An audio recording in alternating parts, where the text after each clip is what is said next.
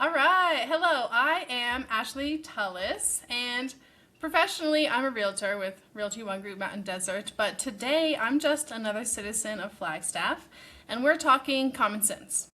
We have my husband, Cliff Tullis, with us to share his common sense that all people should train martial arts.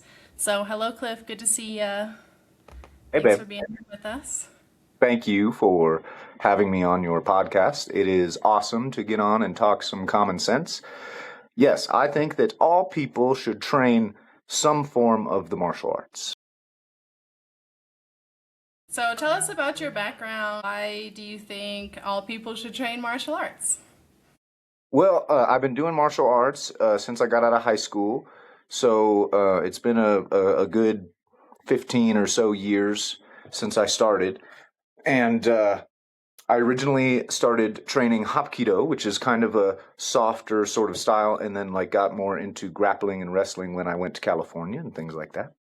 So I think that the reason I feel that way is because a lot of people think that martial arts is, you're going to go in, you're going to fight, you're going to do some kind of fighting, something. But in reality, yoga could be considered a martial art. Anything that really helps you express yourself um, with your body, I think, is like the goal of the martial arts and where it really, really benefits people.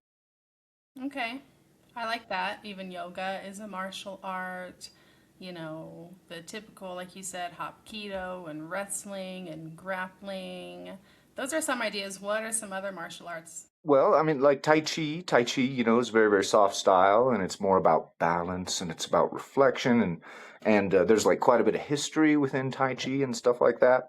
And I think the most benefit for me as an individual was realizing that there's like two sides of the yin yang. Like you have your hard styles, like karate, boom, where they're like hitting each other full tilt and just like going at it, or boxing or Muay Thai or something like that. That's really hardcore, but then there's this whole other side of the martial arts. It's very philosophical and spiritual, kind of in a way, that seeks to not fight at all and to avoid the conflict. And so, similar with yoga, where yoga's like really about finding that inner peace and like really challenging your body and your muscles in new ways. Certain arts like kung fu could offer that same kind of benefit where they challenge you spiritually, they challenge you to um, do something different with your body that maybe you've never done before. Some of the stances in Kung Fu are like very strange, lots of squats and bent knees in certain places and things like everyone's seen the crane, it's like, who does that? So it's a new thing for your body to do. And ultimately, it leads to discipline because you want to improve on those skills. Maybe you show up your first day and you try the crane and your crane is like this, so you go in the next time and then your crane gets a little better. And so it challenges you to um, be disciplined and to really, I think,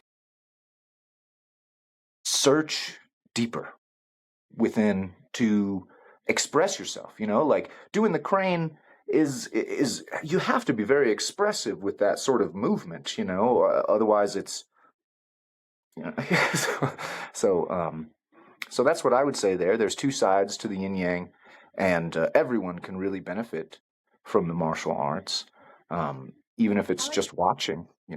you gave us a lot to think about there about how there's different styles, like a hard style and a soft style. Some people may like the Tai Chi, or maybe someone even starts out doing like a lot of boxing and training and really hard stuff, and then when they get older, maybe they realize that maybe Tai Chi is a better fit for them at a different age. So it could be with you, at different ages and at different stages. So I like that too, how you said we can kind of dive into the spirituality and expressing ourselves. Sometimes people don't know exactly how to express themselves.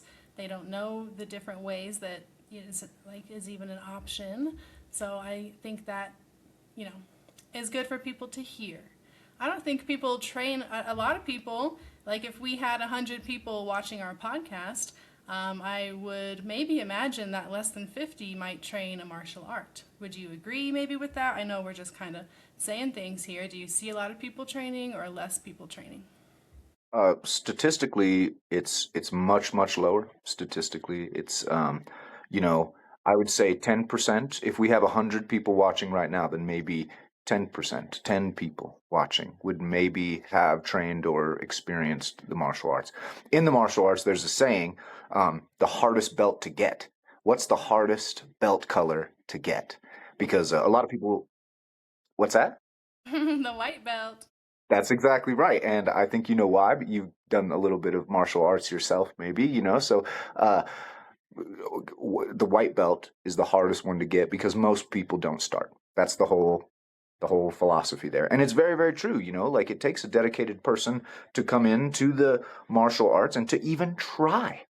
It's hard to even try because it forces you to overcome certain levels of fear and expectation and it's very interesting because you go to fight, but ultimately you become closer by doing so. Like it's very strange dynamic. And it's been around for thousands of years. The martial arts has been around for thousands of years. So, it has not been killed. There's definitely some benefit to it.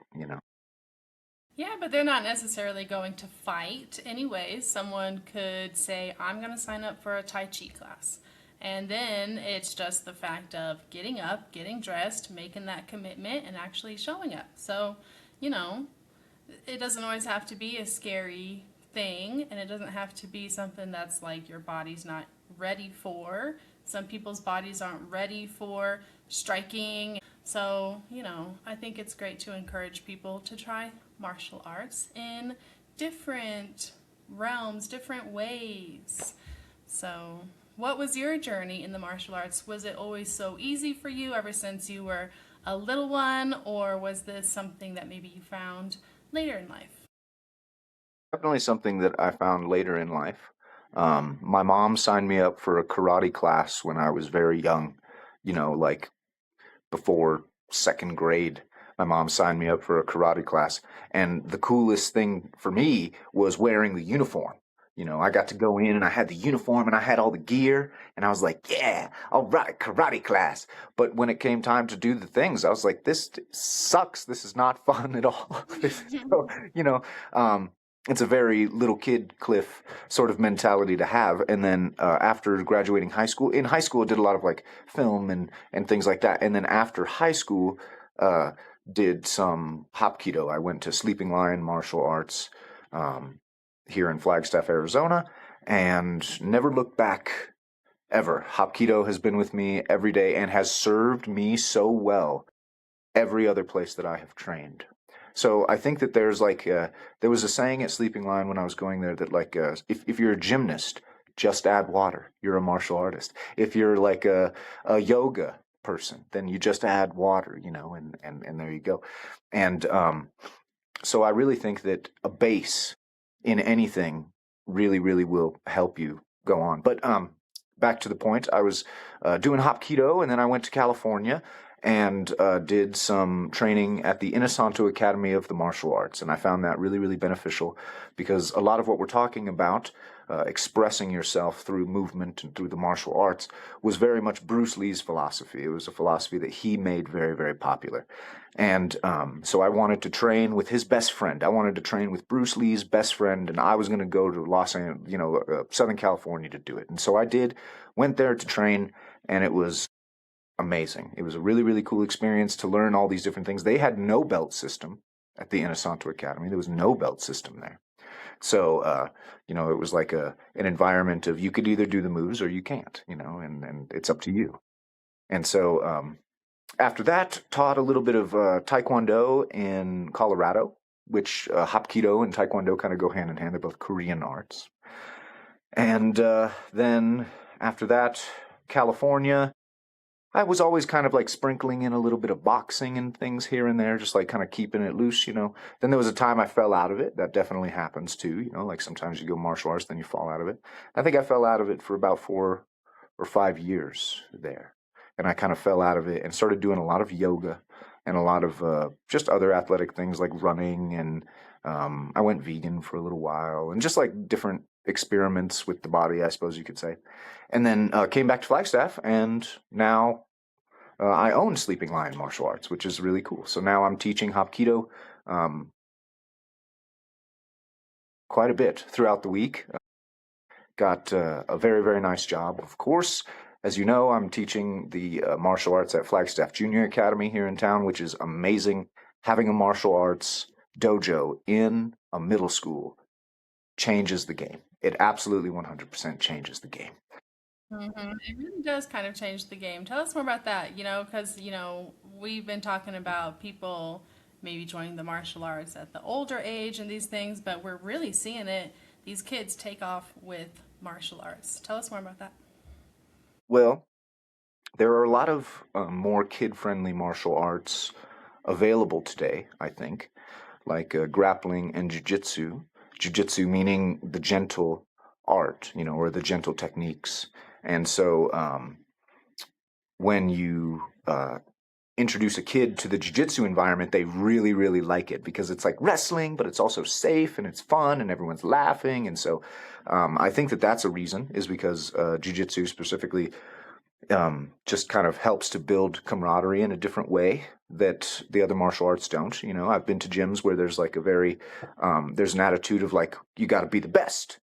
And then I've been to gyms where it's, oh, you're going at your own pace. And it's, both are okay. Both serve different purposes of the yin yang, I think the kids find it fun, and I think that they enjoy challenging the martial arts. I've I'll do a technique and I'll show the group of kids and they'll be like, well, what if you just did this? And I'm like, yes, that's the energy we want. We want to challenge, the martial arts. So I think that they enjoy that because kids are very talented loophole artists, like they'll find all the loopholes and everything. And so they like to question things and they like to wrestle around and all these different things. And I think it's really a good thing to have it in the school because I think it's something that every single kid could learn something from, even if it's, I'm just going to protect myself, even if they just enjoy the history of feudal Japan and the samurai,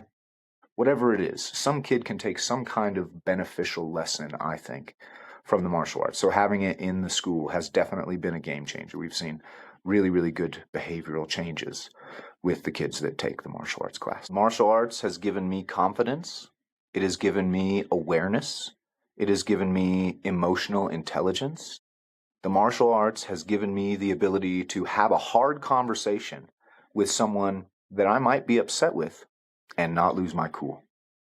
The martial arts has given me social superpowers, literally.